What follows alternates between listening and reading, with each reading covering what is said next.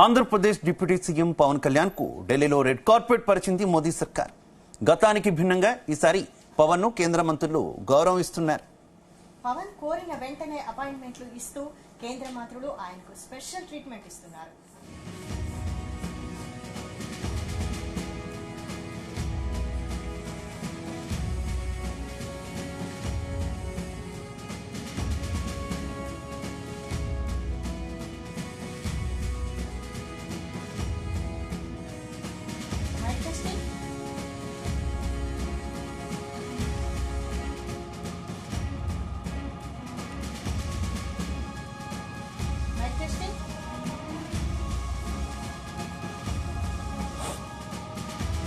కోరిన వెంటనే అపాయింట్మెంట్లు ఇస్తూ కేంద్ర మంత్రులు ఆయనకు స్పెషల్ ట్రీట్మెంట్ ఇస్తున్నారు.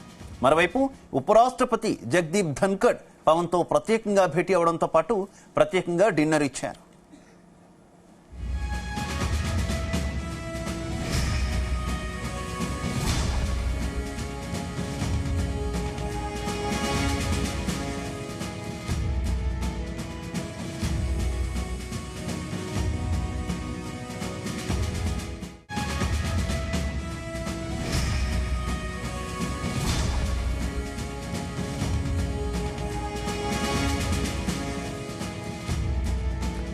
జనసేన పార్టీ అధినేత ఆంధ్రప్రదేశ్ ఉప ముఖ్యమంత్రి పవన్ కళ్యాణ్ కు ఢిల్లీలో రెడ్ కార్పెట్ పరిచారు కేంద్ర మంత్రులు.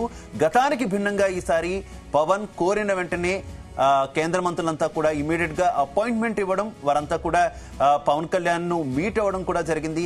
రాష్ట్రానికి సంబంధించినటువంటి పలు అంశాలను కేంద్ర మంత్రుల దృష్టికి తీసుకువచ్చారు పవన్ కళ్యాణ్. ఇక బీజేపీ పవన్ కళ్యాణ్ కు రెడ్ కార్పెట్ పరచడం పట్ల తీవ్రమైనటువంటి చర్చ కూడా నడుస్తుంది. ఓవరాల్ గా ఇదే ఇష్యూకి సంబంధించి మరింత సమాచారం మా కరెస్పాండెంట్ శ్రీచరణ్ అందిస్తారు. Sricharan. Siva, Andhra Pradesh deputy chief minister Pawan Kalyan ఇప్పుడు ఢిల్లీలో చాలా బిజీగా ఉన్నారు.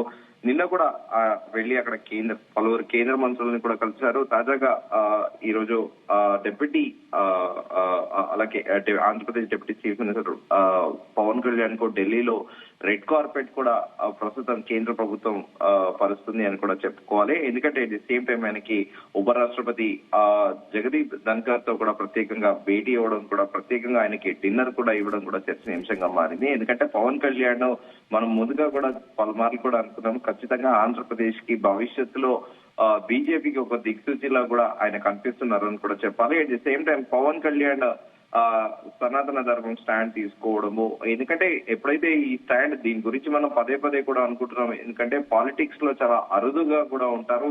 దానికి ఉదాహరణ మనం UP chief minister Yogi Adityanath ఇలాగా ఒక స్టాండ్ తీసుకొని దానికోసం కట్టుబడి పనిచేస్తున్నారు ఐడియాలజికల్ గా. సిమిలర్ గా పవన్ కళ్యాణ్ కూడా ఇప్పుడు ఒక స్టాండ్ తీసుకున్నారు, దానికే స్టిక్ అయి ఉంటానని కూడా చెప్పడము. అట్ ది సేమ్ టైం మొన్న మహారాష్ట్రలో జరిగిన దాదాపు 10 అసెంబ్లీ స్థానాలు, ఒక పార్లమెంట్ స్థానానికి కూడా ఆయన ఉప ఎన్నిక జరిగింది అక్కడ పార్లమెంట్ స్థానానికి. సో అక్కడ కూడా ఆయన క్యాంపెయినింగ్ చేశారు.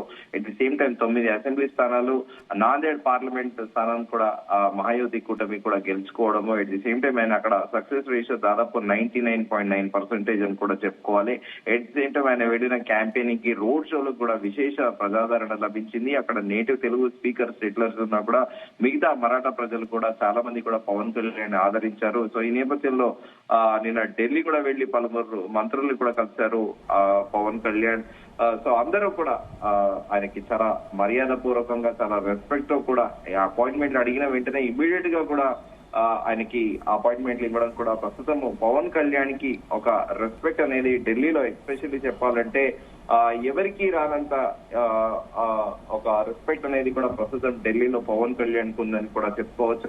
ఎందుకంటే ప్రత్యేకంగా వైస్ ప్రెసిడెంట్ పిలవడము, అపాయింట్మెంట్ ఇవ్వడము, అనంతరం కూడా ప్రత్యేకంగా డిన్నర్ కూడా హోస్ట్ చేయడం కూడా పవన్ కళ్యాణ్ కి తో పాటు ఆంధ్రప్రదేశ్ కి తగిన గౌరవంగా కూడా ఇది పరిగణించవచ్చు. At the same time Delhi పెద్దలు కూడా అసలు యూజువల్ గా సెంట్రల్ మినిస్టర్స్ అంటే చాలా మంది భారతదేశంలో మొత్తం ఓవరాల్ గా మిగతా అదర్ 28 స్టేట్స్ యూనియన్ టెరిటరీస్ కి చెందిన ముఖ్యమంత్రులు, మంత్రులు, మిగతా వాళ్ళందరూ కూడా అటు at the same time especially other ministries, home ministries కానీ ఇవన్నీ కూడా గవర్నర్లతో పాటు లెఫ్టినెంట్ గవర్నర్లు రోజుల తరబడి కూడా వెయిట్ చేస్తూ ఉంటారు. Delhi especially North Block, South Block అనేటివి కూడా చాలా బిజీగా ఉంటాయి. నార్త్ బ్లాక్ వచ్చేసి హోమ్ మినిస్టర్, గృహమంత్రి కార్యాలయం ఉంటుంది. అలాగే సౌత్ బ్లాక్ వచ్చేసి ప్రైమ్ మినిస్టర్ కార్యాలయము, అలాగే మిగతా చోట్లలో కూడా పలు మంత్రిత్వ శాఖలు కూడా నిత్యం కూడా బిజీగా ఉంటాయి. ఈ నేపథ్యంలో పవన్ కళ్యాణ్ అడిగిన వెంటనే కూడా చాలా మంది మంత్రులు అపాయింట్మెంట్ ఇవ్వడం కూడా సర్వత్రా చర్చనీయాంశంగా మారింది. ఎట్ ది సేమ్ టైం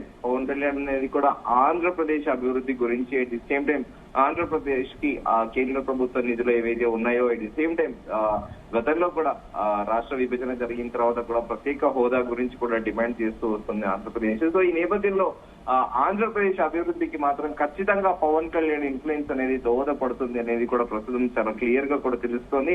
ఎందుకంటే మంత్రులు అడిగిన వెంటనే అపాయింట్మెంట్ ఇవ్వడము, ముందు రోజు సాయంత్రం అపాయింట్మెంట్ అడగడము, నెక్స్ట్ డేనే ఉదయం పవన్ కళ్యాణ్ ఢిల్లీకి వెళ్లడము, మంత్రులు కలవడము, అలాగే పలు ఆంధ్రప్రదేశ్ కి సంబంధించిన సమస్యలు కూడా వారికి వివరించడం కూడా జరిగిందంటూ కూడా ప్రస్తుతం సమాచారం అందుతోంది. ఏదేమైనప్పటికీ పవన్ కళ్యాణ్ కి మాత్రము ప్రయారిటీ ఒక సదరన్ స్టేట్స్ నుంచి వెళ్లిన నాయకుడికి అత్యంత ప్రాధాన్యత కేంద్ర ప్రభుత్వం ఇస్తుంది. దాంట్లో ఎలాంటి సందేహం కూడా లేదు. కాకపోతే పవన్ కళ్యాణ్ ఇదే టెంపో కూడా కొనసాగితే మాత్రం డెఫినెట్ గా భవిష్యత్తులో బీజేపీకి మాత్రము ఆయన ఒక ఆంధ్రప్రదేశ్ లో ఒక వరంలా మాత్రం మారతాడు అనేది అని కూడా రాజకీయ విశ్లేషకులు అంటున్నారు. శివ.